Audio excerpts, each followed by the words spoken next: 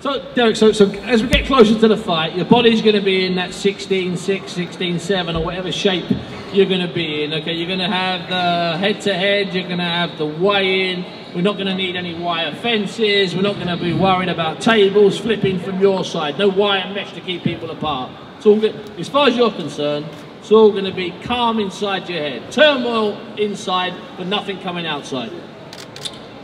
You see, I'm all good.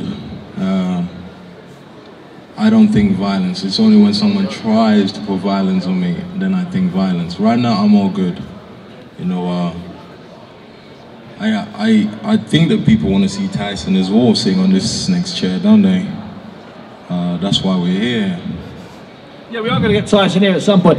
Has anybody got a question for Dereck just whilst we're waiting for Tyson? I'm assuming Tyson's in the building somewhere. Can we get a microphone somewhere to some people that have got questions for Dereck?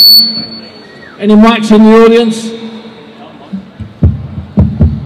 Any microphones possible to get to somebody? You got one? Go on, son. Hi, Dereck. Against Gerber and Parler in both fights, both of them slightly caught you and kind of buzzed you. Is that a concern that you were getting caught by these type of guys? You know, it wasn't a concern. You know, the most important thing is he caught me and I stayed in shape. We regrouped and we worked again. You know, this is boxing. It's a heavyweight game we're in. You know, one punch can take you out or one punch can rock you. So I wasn't concerned about that. Anyone else got a question? Go on, son. Cheers, Dereck. You've obviously fought guys in better class than what Tyson's fought in the interim period since your last fight.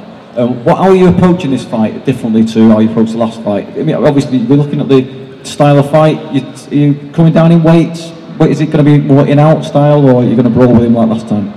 I think the whole for us right now, we're going to stay on his chest. We're going to work from round 1 to round 1 because that's when the fight's going to end. Any other questions? Tyson's somewhere in the building trying to park. Outside the building, obviously not inside the building, it's pedestrian. Anyone else got the microphone anywhere? A question? Raise your hand because I can't see you and maybe we'll get a microphone to you. Don't be shy. You can ask any question you want. Boxing, football, what I had for breakfast this morning. Please go on. There's a woman, young woman down there. Can we get a microphone down here? Well done. Here we go. Thank you.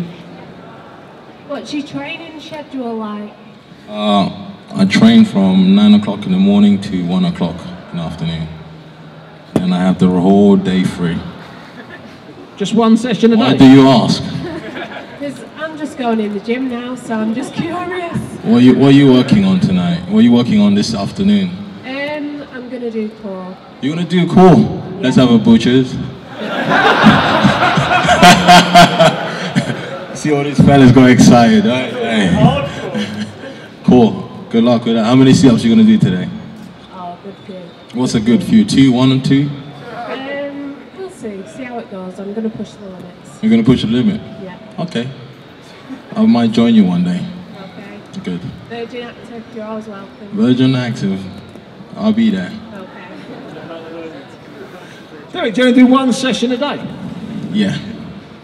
So what about all your sparring partners need to fit around you? You don't travel around? Just the one session? What we do is we spar, we do the bag work, and we go straight away in my cardio. There's no rest. And what about sparring partners for Tyson? Have you imported some? I mean, from Germany, can you say who they are? Is it secret? Are they? Can you tell us who you're working with? We did actually call certain guys, and they're coming. We got good sparring partners. And do you know how many, obviously Don's here, do you know how many rounds you might do, Del? We're going to do 1, because the fight's going to be ending in 1 anyway. Don, let me ask you, Don Charles, who's been with Tyson a long time in many ways. Don, Mike's going to go a bit mad now, he was. Don, how many rounds might Big Del spar? I'll give you an approximate, anything between 80 to 100. Now, is that more than he's ever done in the past, or is that normal for the last dozen or so big fights? It's kind of normal. Now, Del's talking a good fight about being calm, staying relaxed, not letting anything get to him. Is that something that worries you, that he will break out of that calm mode and that will maybe lose his head? No. Listen, we weren't experienced when we started. It's like any job in everybody does in their life. We're very experienced now. We've been there. We've done the whole spectrum of the journey we're doing in boxing. This is the second coming of us. With all that experience, so we know exactly how things are done now. So that's the calmness you're witnessing. He's calm because it's experience and maturity. Thanks very much, Don. I think the one thing that you notice about both Don Charles and Peter Fury, any of you that have ever seen them on either Sky or Box Nation or listened to them on radio, or even read them in print, is how straightforward and how honest they are. And also, what I like is how both Peter Fury and Don Charles have got no egos. The two fighters they work with have got the biggest egos I think I've encountered in 30 years. And I find that really entertaining. It allows Don to get on with his work and Peter Fury to get on with his work. So there you go, Don. It looks like 80 to 100 rounds, all normal, you're calm. And do you like that idea of what Don's talking about there? That back then, you were learning. You were a work in progress. We're getting closer and closer to the finished article. Is that fair? Yeah. It's like running a marathon, you know. Don't look at me. Why would you look at me? As though I'm going to say, yeah, I understand.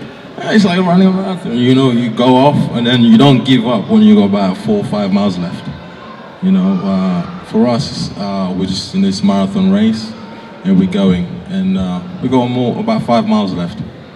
Do you ever regret those 2 fights with Wladimir that fell through? One of them when you were actually out there in Germany, and the other one about 2 or 3 weeks before. But you were within, what, 160 or 70 hours of fighting Wladimir. You knew that Manny Stewart didn't want you to have that fight. At that first time, because you're actually at the weigh-in, or not the weigh-in, you're at the press conference, did you know that Wladimir had no intention of ever fighting you?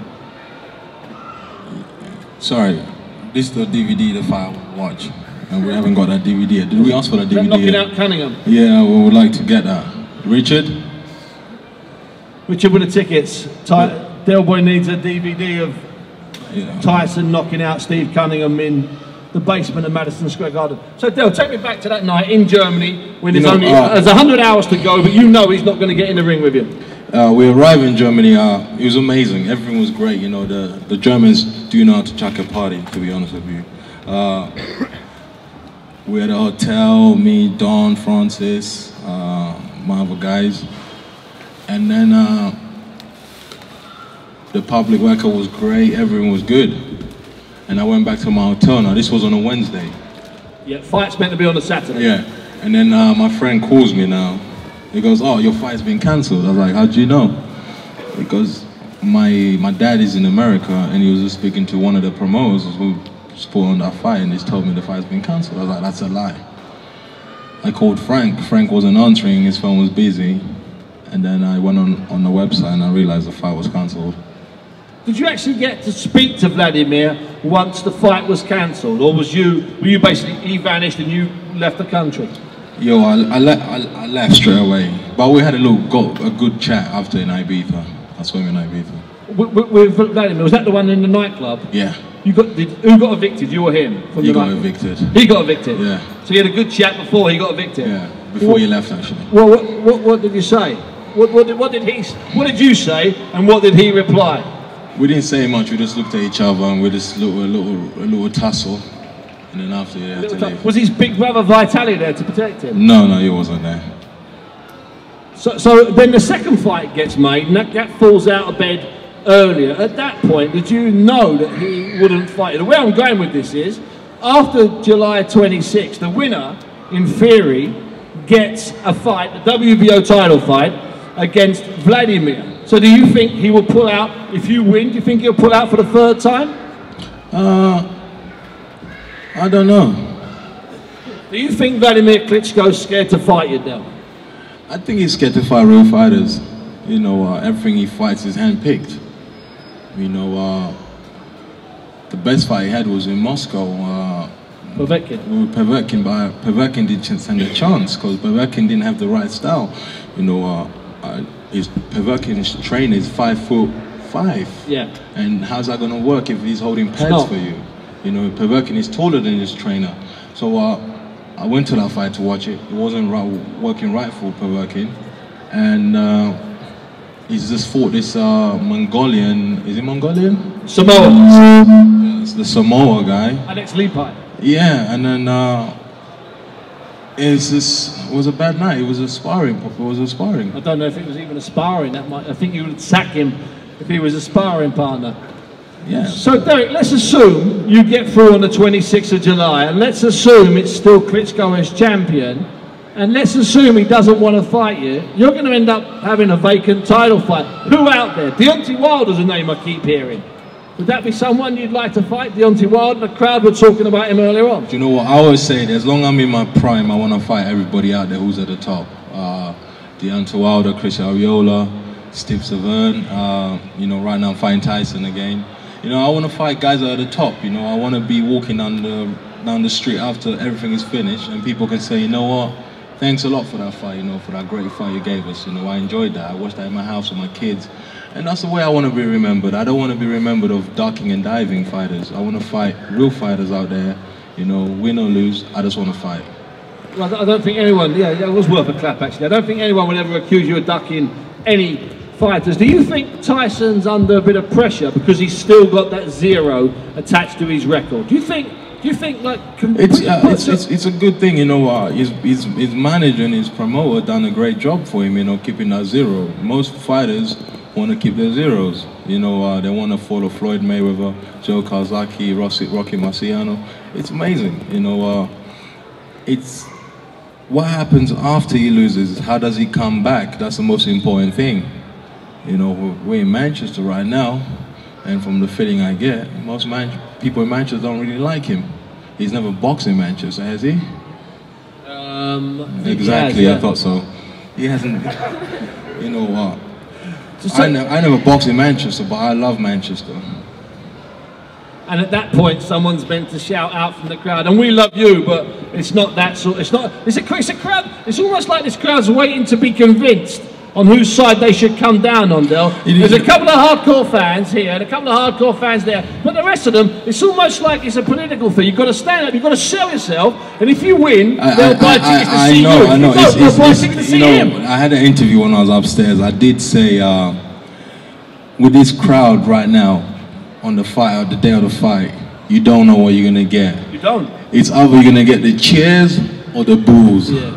And that could flip around at the end. It can flip around the end, you never know. You know, so for me, I thrive on the cheers, I thrive on the boos.